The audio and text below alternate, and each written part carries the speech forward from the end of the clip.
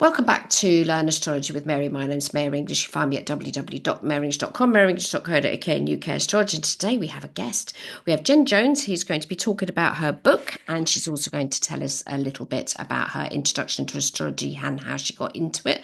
And her book is called Parenting with the Moon, which we'll give you more details of in a minute. So welcome, Jen. How are you today? I'm very well, thank you. Thank you for having me here.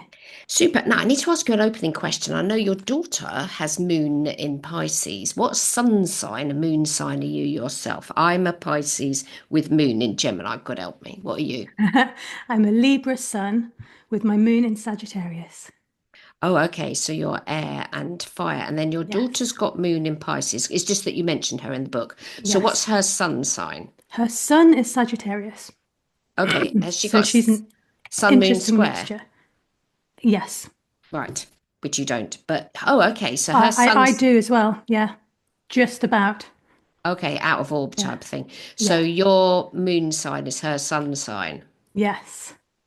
Right. Yeah, I think you get quite a lot of that family sort of crossover. Um, I've got within the family, there's quite a few where one's got a moon sign that's the same as somebody else's sun sign, that's the same as somebody else's rising sign.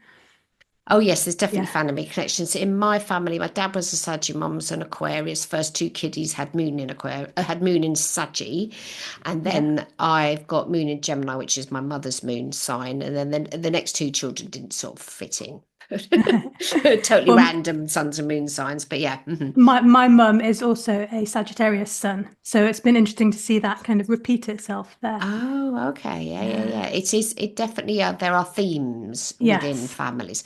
So tell us about your story of you mentioned in the book as well that you started that you understood Linda Goodman. You read some of her books and that was around when you were learning astrology. So but what got you even interested in this into astrology as a subject?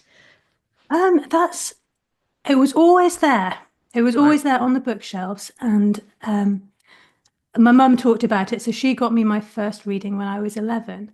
Um, and that, although I couldn't understand a lot of it, it opened up this world to me that there were planets that I'd learned about in science, but that had an effect on me. Mhm. And so then I sort of forgot about it for a little while. And then when I came to have my own children, I got all their birth charts, each baby I had. Um, and then I re-looked at mine. And when I reevaluated mine, I realized how true it was and how accurate it felt. And that sent me into learning more and more, learning as much as I possibly could. And then when I started to look into the relationship, so the synastry of astrology, when you look at your chart and somebody else's chart, that absolutely blew my mind. And that's where I began to really get involved, to really want to learn more and then share it with other people. And yeah, that's how I began. Okay, so that's a bit young to have a reading. 11. I wouldn't read for an 11-year-old. Your mum was was a Scorpio? She's got a Scorpio moon. Moon, right. And at that time, I think she'd just undergone some big life changes.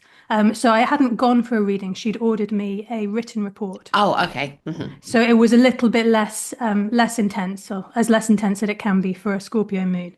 But I was able to kind of revisit it over. So I still look at it every now and then, even now, just to Mm-hmm. see how it works and how what I thought then works now. And Yeah. was that written report a computer generated thing, or do you reckon somebody sat down and wrote it? I think somebody sat down and wrote it, but I'm not sure, and she now can't remember. Your mother can't remember, or the person who wrote it can't remember. No, no, my mum can't remember where Can't she got it from. remember. Oh, how interesting. Oh, see, I had an auntie, my father's sister was an astrologer, and my family were Catholics. God knows how she even got into it.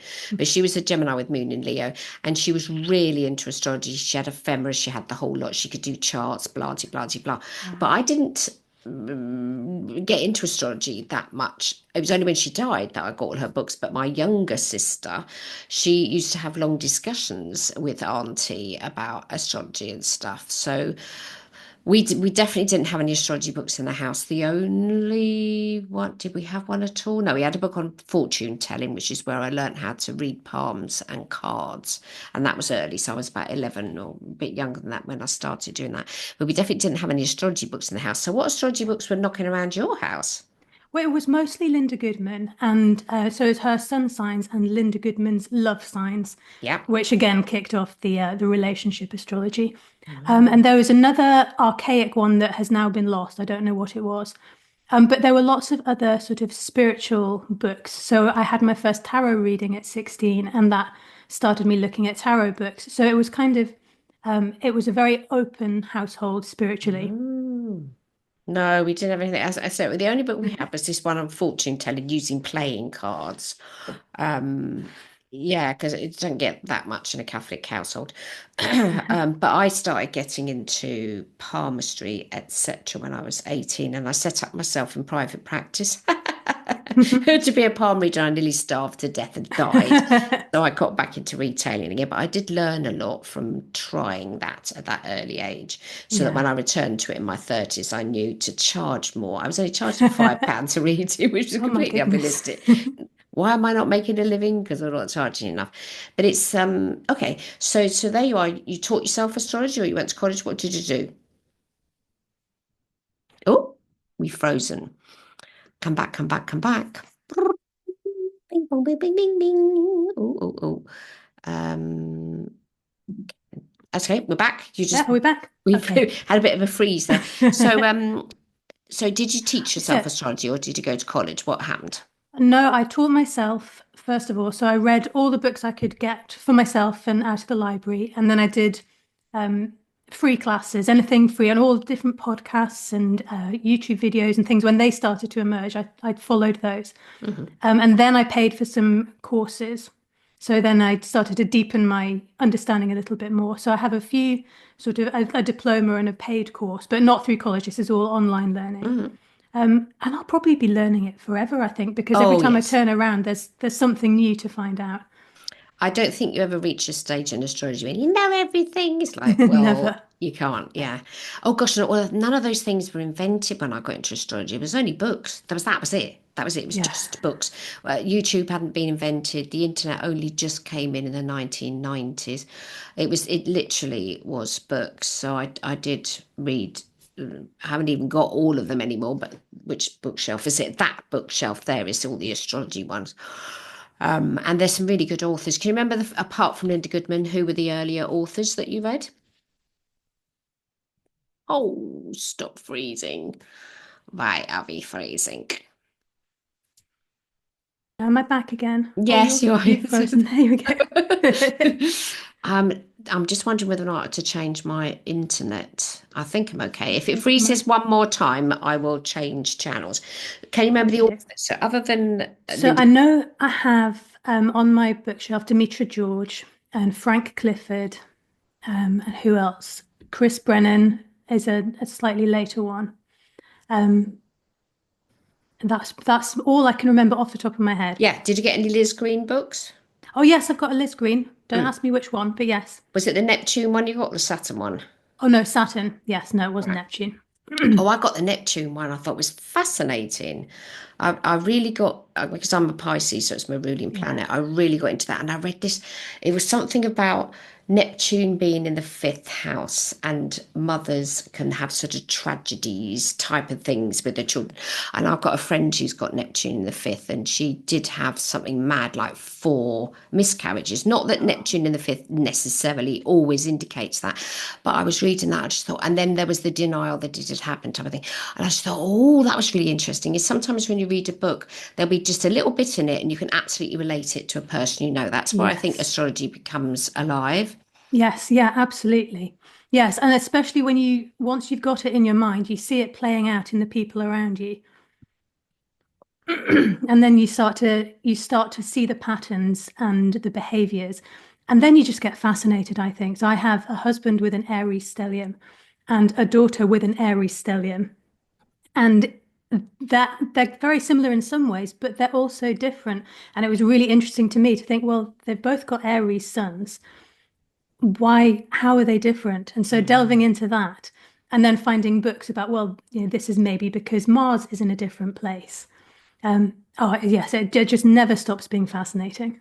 It's never ending, especially when it applies to people that you know. I mean, sometimes when I'm Yeah. teaching astrology, it takes a student a long time to finally do their parents' charts. And I go, "You haven't done your parents' chart?" And they go, "No, no, I haven't," because there's some sort of fear that they're going to discover something.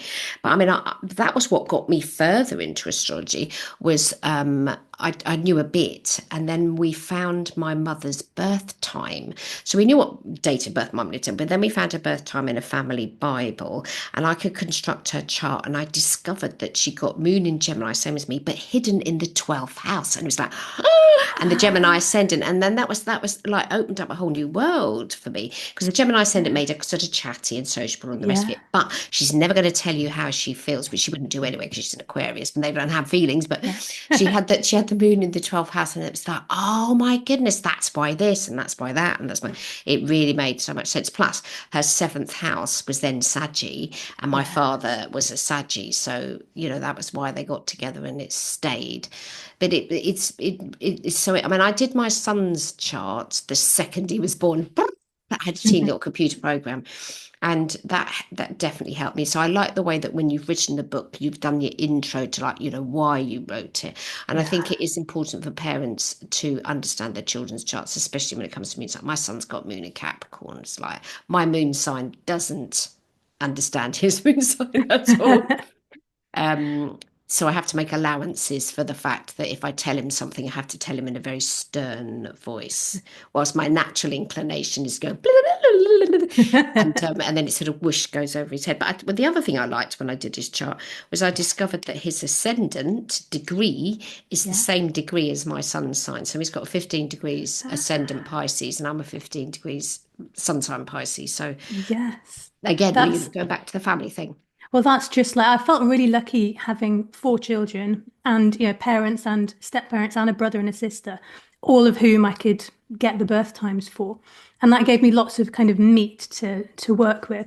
But I found the same thing. So my eldest daughter, her moon sign is exactly the same degree as my ascendant.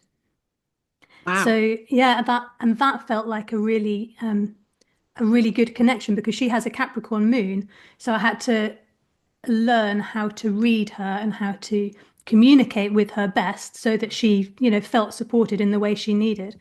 But once I realized that we had that connection already, I was able to tap into my own sense of, oh, what's it like to be a Capricorn, and how can I relate this to my relationship with her so that she feels supported.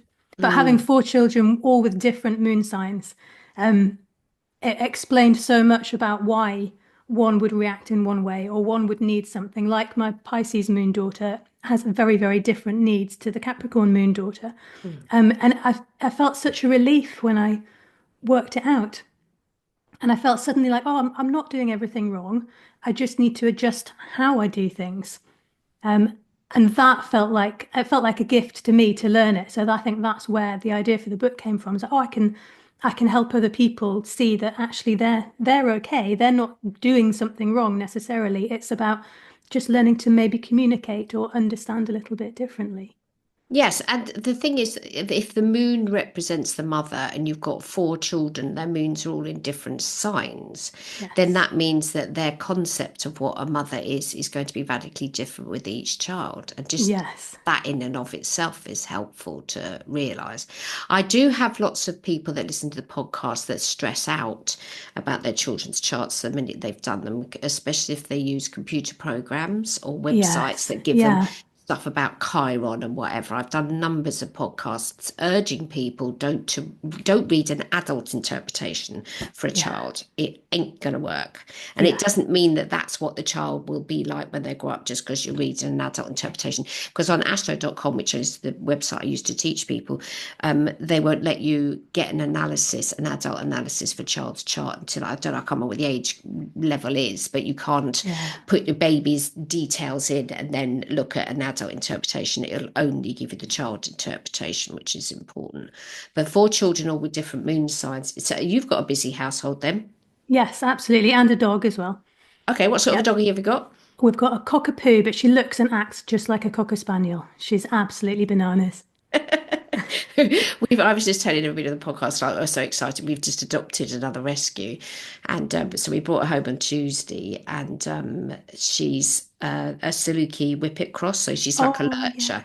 Okay, Yeah. so our garden has now become a racetrack. Oh. So the first day when I let her off in the garden, she went, "Phew." Right, then did it 3 or 4 times, then completely wore herself out, and then just crashed out in a bush. Oh, how lovely. Anyway, don't get me started on pets. So 4 children, and then your husband's a stellium in Aries, yes? Yes, so he has an Aries stellium, which of course is opposite. I have a Libra stellium, so we balance each other out, or we try to. Are you indigos? Not quite, no. What year were you born? No, 79. I'm 79 and he's 81. Okay, you're just at the beginning of it because the indigo Yeah. configuration, it culminated with Uranus and Neptune conjuncting in Capricorn in the 90s. But as Yes. those two planets got nearer and nearer, and so there's a lot of more people with stelliums and cluster charts. Yeah. And they've all finished now. Ain't gonna happen again. Not like that, not with Yeah, the not the outer same. planets. No. No. But some of your kiddies might be. So what years are they? And they are 2007, Uh-huh. 2009, 2010, and 2013. Blimey, you were busy. Okay, so they they'll have missed that conjunction, but they'll have outer planets that are pretty close. Cool. Okay. Yeah. And so what, so going a bit further forwards in your practice then, so how did you get from understanding astrology to then being an astrologer? So talk me through it. So I've got lots of people listening that haven't made that leap into professional capacity yet. So tell me how Um, it manifested for you. very slowly, and Good. very cautious. I'm very, very cautious about it because I think that that Capricorn rising in me wants to know everything before I tell anyone else. So I Hmm. had to learn that I couldn't learn everything. I had to start where I was. And where I was initially was helping friends. So it was all my family, all my children, all my friends, and then all their children. And then once I'd kind of run out of the friends and the friends of friends, then I did a couple of giveaways Hmm. through my website. And that really, really helped me get some experience because I was giving something that was of value Hmm. and I made sure they knew it's worth X amount. But I knew I was also learning a lot from it, from reading for an absolute stranger. And then from there, there were some recommendations, and then very, very slowly it just built up from there. Cool. Okay. And so you had a website I have a website, yes, at inkystars.com. and you had that right from the beginning. No, I didn't because I'm a fiction author as well. So I started Ooh. We'll talk with a about that then. fiction. Yes. I started with a fiction website. Oh, I've got lots to say about that. It's great Mhm.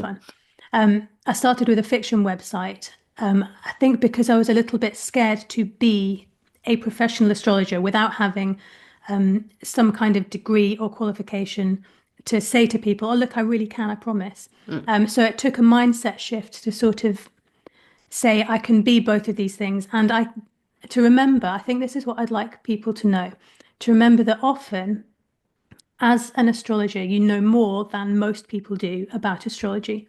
So you might not know as much as somebody who's been doing it for 3 or 4 decades, but you still know enough to help somebody with something. It doesn't have to be very, very complicated or very, very precise or intricate. You don't have to know about Pluto's retrograde and blah de blah. You can help them really simply, like I have with the book, with a moon sign and a sun sign. And really understanding that for me gave me the confidence to help other people and feel like I was being honest about it. So once I'd kind of got my head around that, then I went ahead and opened the Inky Stars website. Mhm. And then I put everything, or like sort of all my offerings there. So I read tarot and I do Reiki, and I put everything all in one place. Mhm. Um, Where's and your then Chiron in your chart? Chiron in the fifth in Taurus. Nice. Hmm. Um, and I think he helped with that some of that Taurus creativity that I struggled with, and the self-worth that came from um, needing to know everything before I could help Mm. anybody else. And then, so were you working face to face with people or online? So how Online, online? So that you're online, yeah. So your whole practice has been online, yes? Yes. Using Yeah. Zoom, or do you? I've only just got onto Zoom. I've been using Skype for 25 flipping years. Yeah, no, Zoom is perfect for me Mm. because it's easy and it's all over the world. So Zoom is nice, and also having the children and school runs and all of that stuff. It it would have been too complicated. I decided very early on that trying to do face to face locally wasn't going to work. I needed to be online, so it was very convenient, and then I could access people from everywhere. Mm-mm. No, I started face to face. I mean, the little practice I started when I was 18, they used to come to my bed sit. They'd sit on the end of my bed and I sat on a chair. Oh my God. And then when I went into practice when I was in my 30s, I had a spare room in the house, so the clients would go there. But I also did phone readings for a company. And Oh, I did that in the living room so my son could sit and watch the telly or play a game or whatever while I was the other side of the room. So it was an open plan room mm. and I could be on the telephone. Mummy's doing readings. And that was quite because again, this was before the internet. The internet didn't Mm. start getting invented till he was about 2, 3, or 4. And didn't. I hardly did online readings actually. I There was like a mystical shop in town, and Yeah, I registered with them. I said, "Do you fancy an astrologer?" They went, "Oh yes, please." So I've got a little motorbike. They'd bring me up, go, "We've got a client," and I'd just zoom in my motorbike and sort them out, and then come home again. So I did that for a long that's time. amazing. I Yeah, and then I think I'd, hired rooms and all the rest of it, but I don't see people face to face anymore now. No, I've just started back up again, but the pandemic put them across. yeah. Well, I actually think I might go the other way. And once, this is a few years down the line, but once everybody's left home and my time restraint isn't dictated by school, Mm. I really like reading for people in person. And that might be because I've done it for a lot of friends. So it's already an easy, How do casual you do Reiki relationship. online then?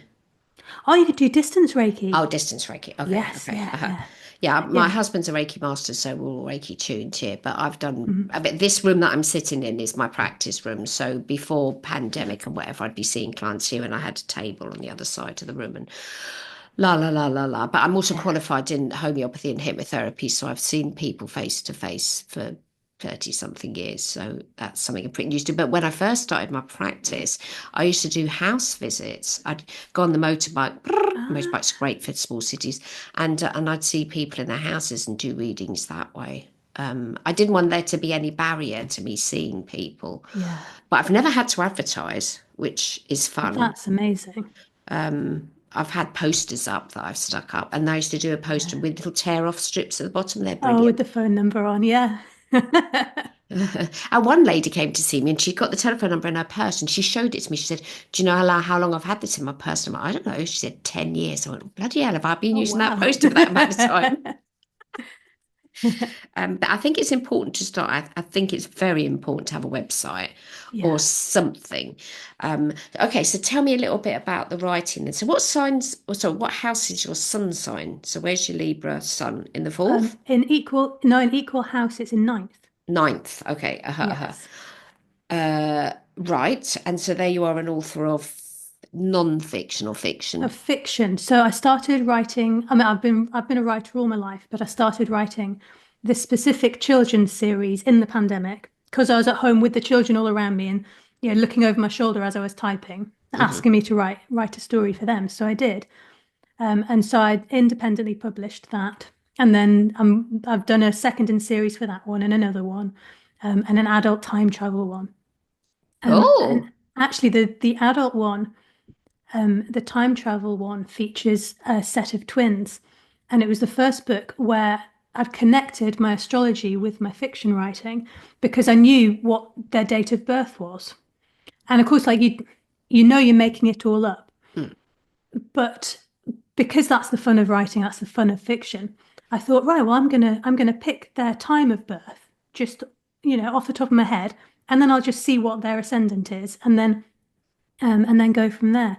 And I had the best time finding out about my characters and finding all the little things that were already printed in this book, hmm. that tied up with their fictional birth chart. It was Wow. really good fun. So then I started actually the next non-fiction book I bring out will be about using astrology in fiction writing.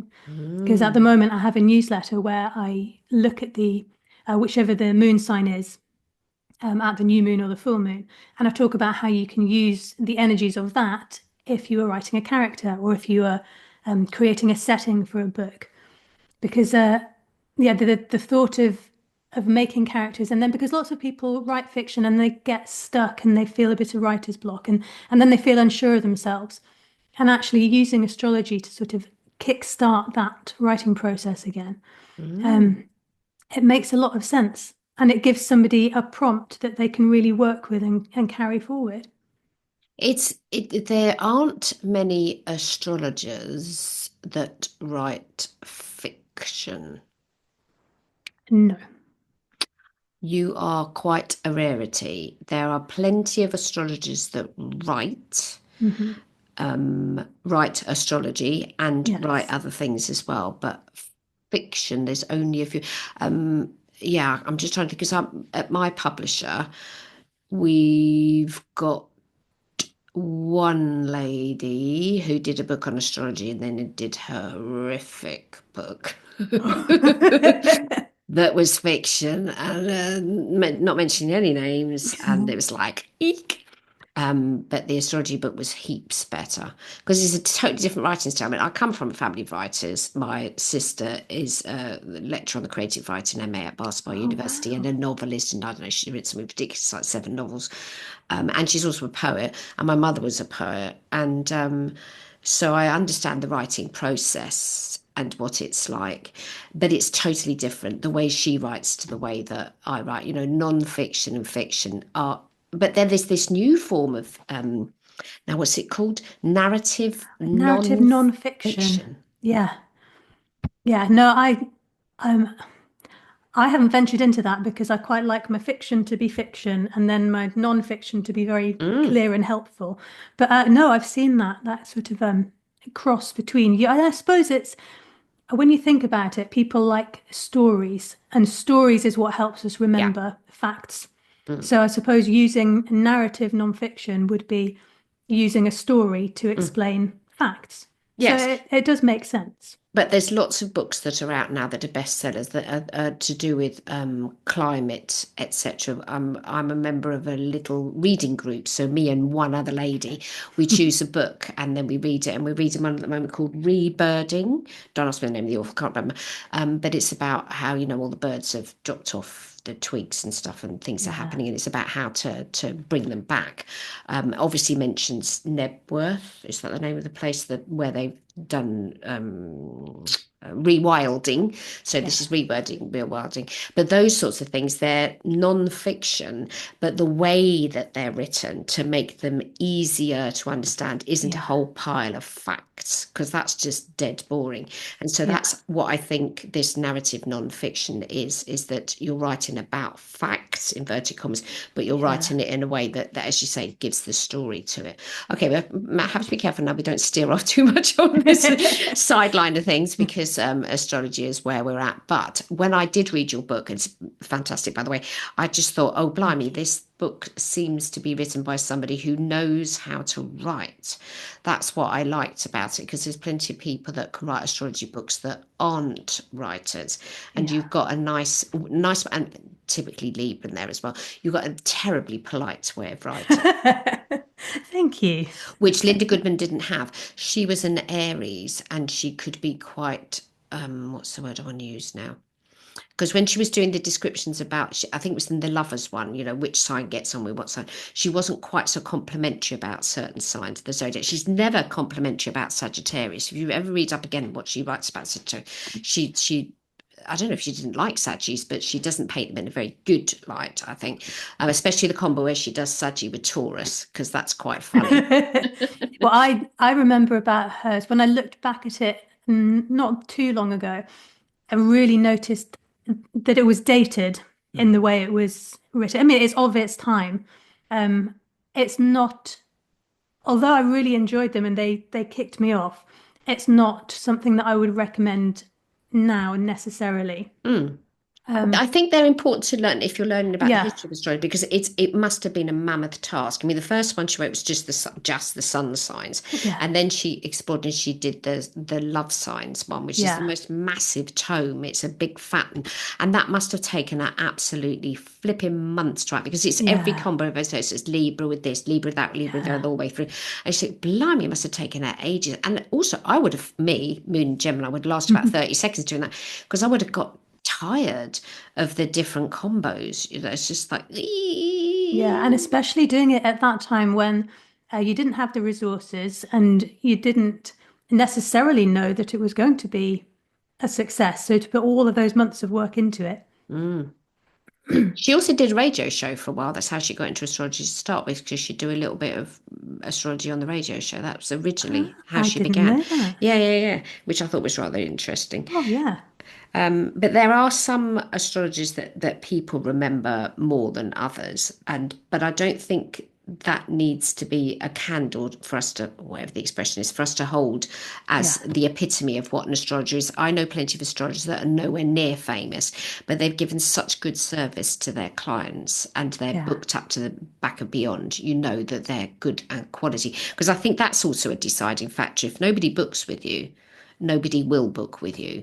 Yeah. You need to have those first few clients that can feed back to you what was or wasn't any good, and then off they go Yeah. and tell their friends. And I think that's the most important thing. Trying to do marketing and all of that doesn't bring the punters. When I learned homeopathy, one of the teachers said to us, the only way to have a practice is to do good homeopathy, and that will bring your clients. And that was very useful advice for me, because it is, if you do a good case and you person improves and gets better, they'll always tell someone, and that's it, Yeah. you get the There's word referrals. of mouth is how it works. Yeah, I mean, obviously, if you're doing it online, it won't be word of mouth. It'll be some testimonial slapped all over your website, but it's definitely more helpful.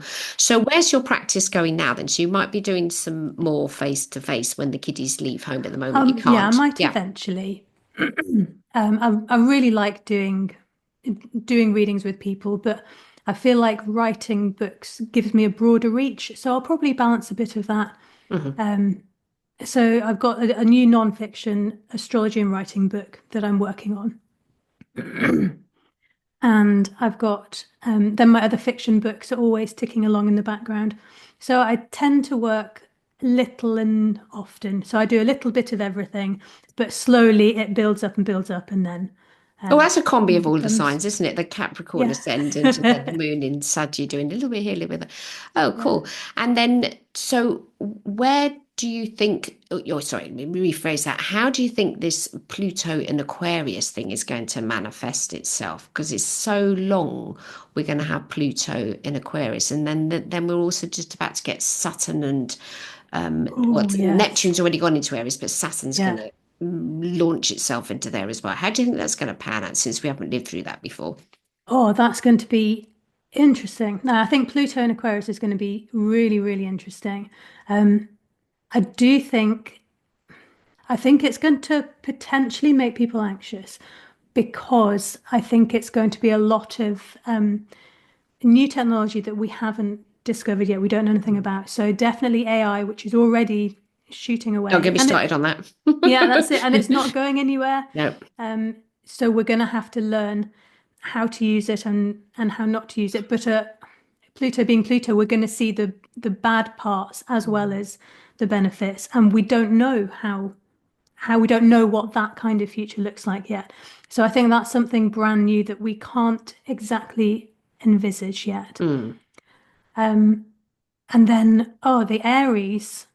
Now with Saturn there, I feel like Saturn and Neptune in together, we've got Saturn trying to restructure our independent thought with Aries, but Neptune is there kind of dissolving it almost immediately. Mm. And we put that with the Pluto and Aquarius, which is saying to open up, to unearth everything that's going to affect society at large.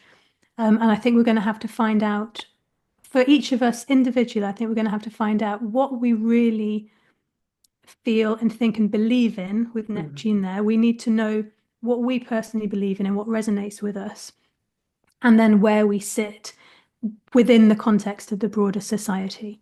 Mm. And I don't think it's going to be an easy journey, but I think that's only because we don't know what it looks like yet.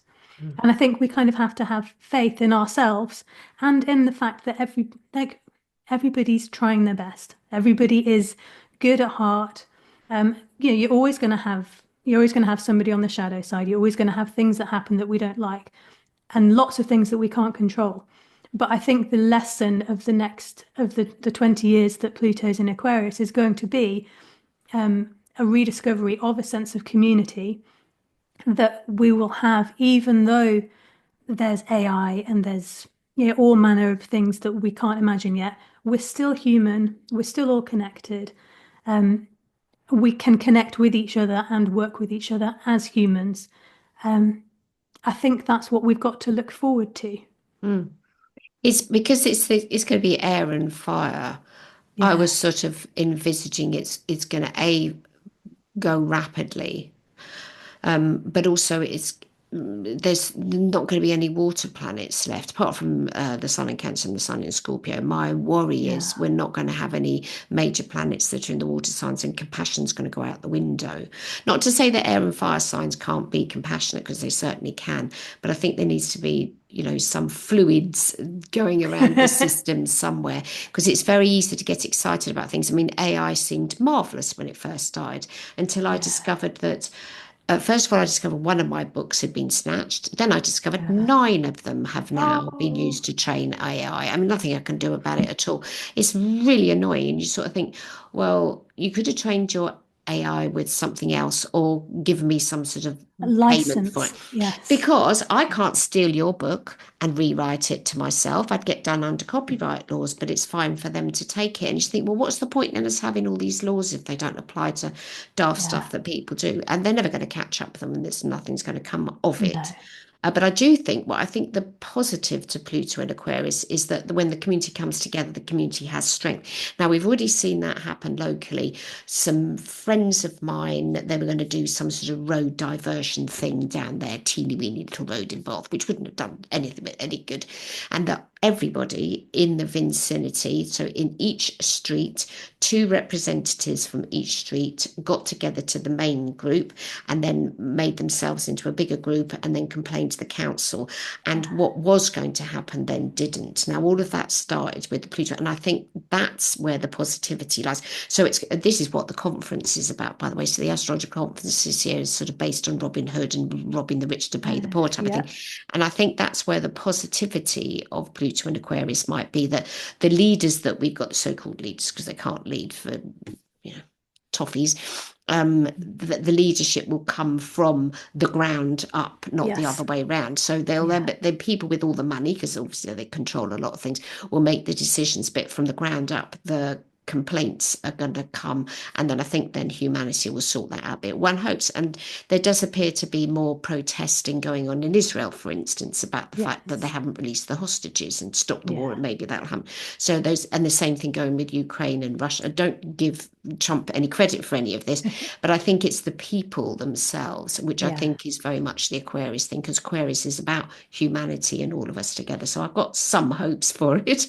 Yeah, I think it will be all right. And I think with regard to the wateriness, I think this is again where we're going to have to trust that the watery people Mm. will keep us connected.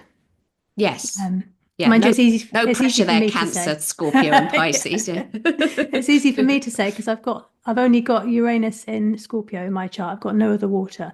And Wow. I think, well, I'm compassionate and Mm. I'm in touch with my emotions. So I think we'll be all right. But I do think it's going to be a different feel over the next little while with all this Yes. air and fire. Yeah. And just stupid at the moment, we've got this flipping heat wave going on. Not that I'm Yeah. complaining about it, because it means I could be out in the garden. So that's all good. Okay. So have you ever taught astrology? No, no, I haven't. Have No, you ever contemplated it? not yet. No, because I feel like I need to know more. Um, but that's something that I might consider doing in person Mm. again when I come back to that, or possibly building into a workshop that goes online. I But no, think it's workshops would you'd probably be pretty good at that, but with the way the chart got, sun in the ninth, which is about teaching yeah, and learning, whatever. That's the reason I asked the question. But an yeah, online workshop on some particular aspect of astrology or some yeah, part of it, because there's no shortage of people that are literally thirsty for more yeah, knowledge, especially when it relates to their chart personally. I mean, the amount of webinars that I've done, and the person always wants to discuss their chart. So what I do when I book my webinars, I get everybody to fill out on the booking app their birth data. So I've got their yeah, chart. So while we're having the webinars, Julia will ask the question, well, I've already got her chart. And I go, well, you got Mercury in the 12th house. So I can answer those questions personally. And I think it's important when people learn astrology, they have to know what is it that relates to me first before they're going to go out and then learn about others. It is amazing when you learn your own chart and then this whole world opens up to you. Oh my God, this oh, is why it's I'm like that. incredible, and you can be compassionate then towards yourself. Mm, And when you understand things about your own chart and your own self, you're not going to constantly beat yourself up about, oh, why do I do it like this? Or why do I always do that? mm, You then understand why you always do this or that. And you can say, oh, well, it's okay because it's just that I've got a watery sign here or my Mercury's there. So this is how I process things. mm, And then once you've got that self-compassion, it's much easier to extend it to the people around you. Even if you don't know their birth charts, you can mm, kind of understand that, I don't like what they're saying or how they're saying it, but perhaps it's something in them that just is the way they are. mm. Yeah, it just makes you more accepting. But I agree. I think understanding yourself through your own birth chart first is so important and so helpful. Yes, as you say, as I'm glad you mentioned about self-compassion, because a lot of people who do their charts and then they hate themselves because they've got, something they've got, there's a Yeah, positioning or a sign or a planet or a house, and they don't like what they've got in it, and then they'll beat themselves up even more, which is very sad, which isn't to be encouraged. yeah, But going back to what I was saying earlier, once you find out about your parents' charts, or even further yeah, than that, I've done our family. My mother did our family tree, and then I did the astrology of it, and there was Sagittarius going way. Everyone was a Saggy or moon in Saggy, and it gives a better understanding of how you are as the person that you are, because these are the signs of incarnated. yeah, And then the other thing I tell people is that we're not just a sun sign; we've got all 12 signs in our chart. We might not have something in Cancer. I don't know. I've got nothing in Cancer. I've even got a team asteroid in it, but it doesn't mean to say that I can't appreciate it because it's my I think it's my 11th house. yeah, So I'll know how to make sure my friends are all cuddly and stuff. yeah, But we've got all of the signs in our chart, and it's important to remember that we all have all the signs. So we all have yes, those other bits that might be missing or lacking and stuff. But I love teaching people the rulerships, how to work out, even though you've got an empty house, yeah. that there will be a rulership to it, and there's an explanation for that, because that's another thing that people are worried about. Oh, I've got an empty house. Yes, yeah, and I think that's right. Yeah, I've got an empty seventh. I'll never get married.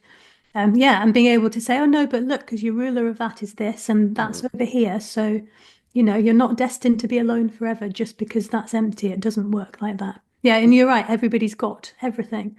We mm, all have all of it, mm, all those energies. yeah.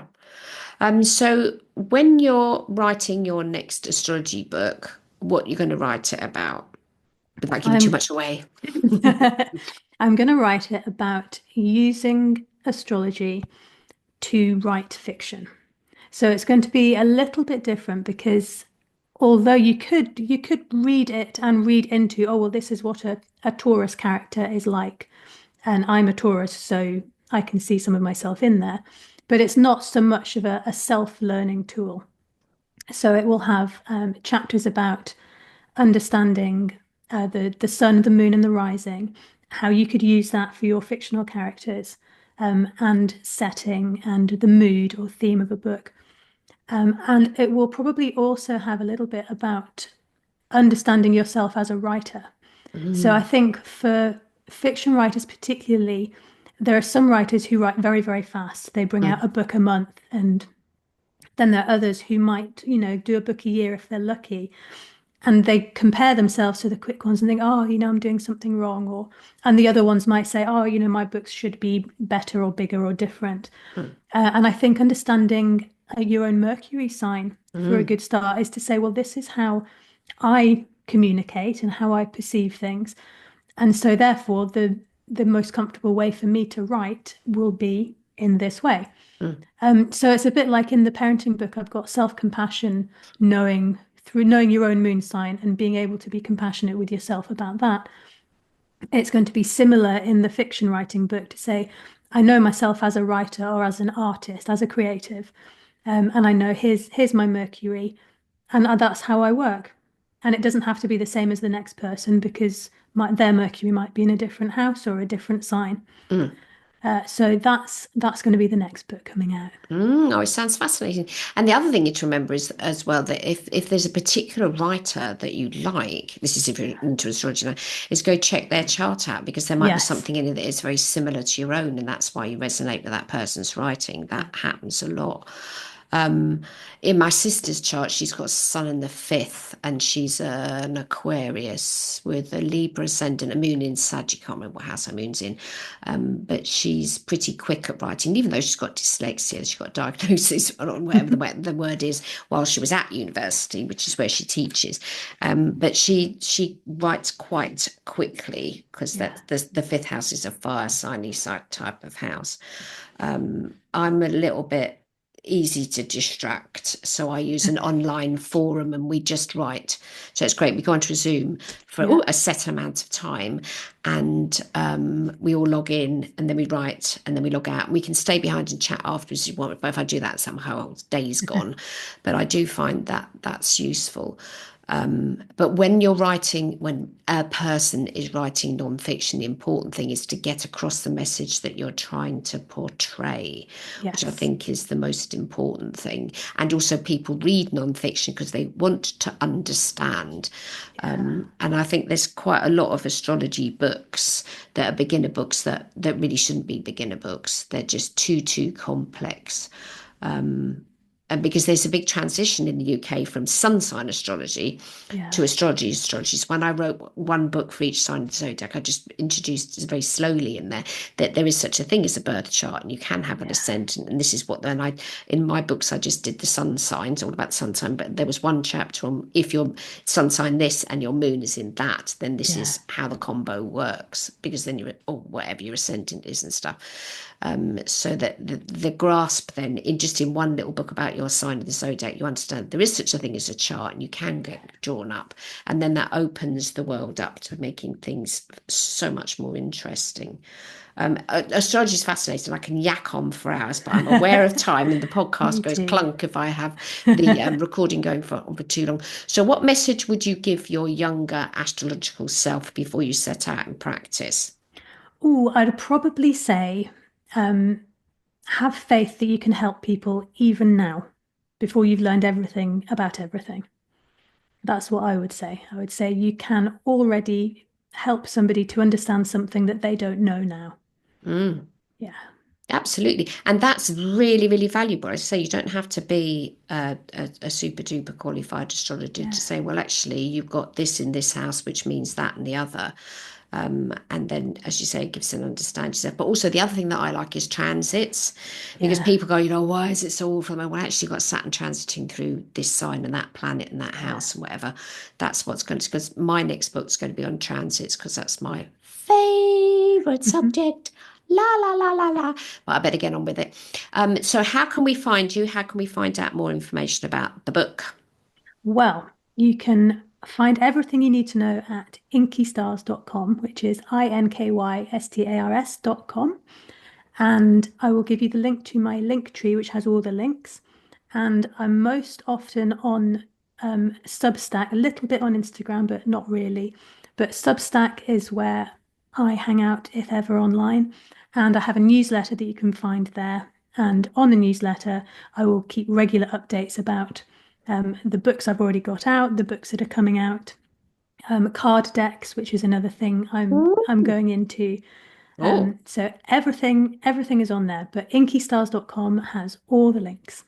Oh, Jan, thanks very much, Jen, for coming to speak with us today. It's been really lovely to meet you. I keep looking at your initials, JJ. I've got a friend whose initials are JJ, Jen Jones. But it's been really nice speaking to you today. And Oh, we'll put the links onto the show notes so people can get in contact. And thank you very much for being with us today. oh, thank you so much for having me. It's been an absolute pleasure chatting to you. Super. See you later. Bye bye now. Bye.